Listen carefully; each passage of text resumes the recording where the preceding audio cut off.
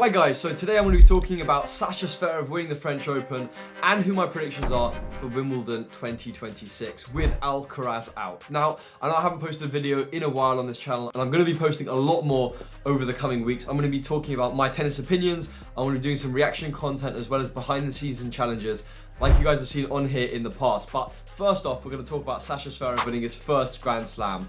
Obviously, probably the best player ever to have never won a Grand Slam.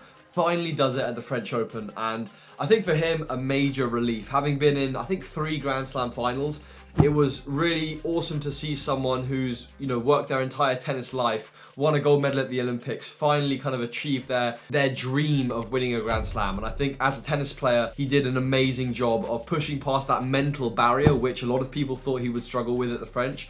Obviously, with it being a much more open draw where without Sinner, without Alcaraz. And so as a tennis player, I think he really kind of capped off his career in a sense of now obviously winning a Grand Slam, but I think he's now obviously won everything big there is to win, Olympic gold, Grand Slam. I think he's won the ATP finals, so Zverev's a really big contender for kind of one of the heavyweights in the sport, and I think he's sometimes overlooked in a lot of the tournaments. And a German win a Grand Slam since Boris Becker, so it's been a long time. So with that being said, I think Sasha's definitely a favourite going into Wimbledon. I think Sinner, of course, is also up there, but I'm going to be running you through who some of my picks are for the Wimbledon tournament to win on the women's side as well, of course, and also who my dark horses might be. You never know, you're always going to be surprised by a couple of players in the Grand Slam. So let's start with my men's side winners. I think Sinner's going to win Wimbledon. I think he's too solid. I think in the French he struggled a bit physically, but as we know, Wimbledon's a grass court surface, so it's much shorter rallies, much more dynamic, so I think Sinner's going to have an edge on that side.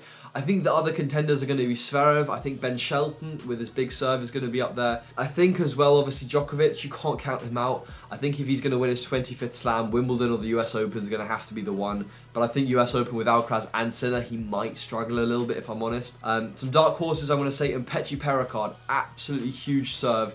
So he's really going to be up there. Emiliano Nava, really solid player, super flat backhand. I watched him at Australian Open, really underrated pick. I think Ugo Umber, slider, kind of grass court serve, I think can do really well at that tournament. I guess dark horse is going to be Jack Draper. For me, obviously he's not going in as one of the seeded favourites, but as a fellow British player, I think that he's really going to hopefully have a good tournament. He's been out with injury for so long, and I'm hoping that Wimbledon is going to be like a more of a burst onto the scene rather than a kind of like come back and lose first round and second round. I really want him to go far. Whether he wins it, I think that's very unlikely coming back from injury, but he's a super talented player, so I don't want to put it past him. If any British player can do it at the moment, it's going to be him. Now, on the women's side, it's a little bit more diverse. I want to say, obviously, French Open, Mira Andreeva taking her first Grand Slam title. It's going to be tough for her to back that up at Wimbledon. She's obviously an incredible player, and you're going to be seeing a lot more of her over the coming years. But I think Sabalenka is going to be very strong. She's going to be salty from that kind of, I think, quarterfinals French Open. She's going to have that real hunger and desire at Wimbledon.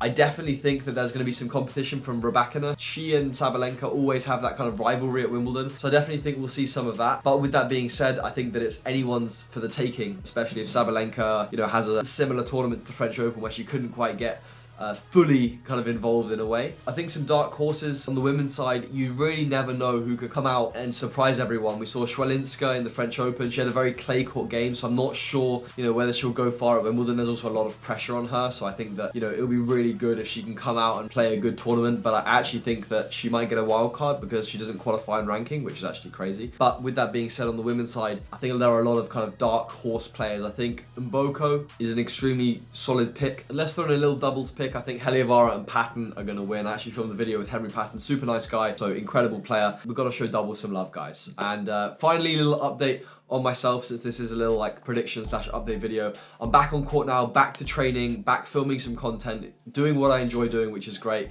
Really appreciative to actually just be here in the first place, be back on court, be fit and healthy, and I'm really appreciative of that. So that's the first thing. And then the second thing is that I'm going to be starting to play tournaments mid to end of July, which I'm really excited about. So my road to recovery is in full swing. I'm obviously going to be making content on the main channel and on here. I haven't been posting as much for obvious reasons on these channels, so stay tuned. I'm really excited to get these channels up and going again, and anyone who watches these videos, liking the video, commenting, sharing with friends, really helps support that journey to come back and makes me super motivated to create content for you guys. So that's the best way of showing your support for my journey, the channel, and of course, you know, any content you want to see in the future, drop a comment down below. But with that being said, thank you guys for watching. I've got some epic content here on this channel coming up, so hope you guys enjoyed, and I'll see you guys in the next one.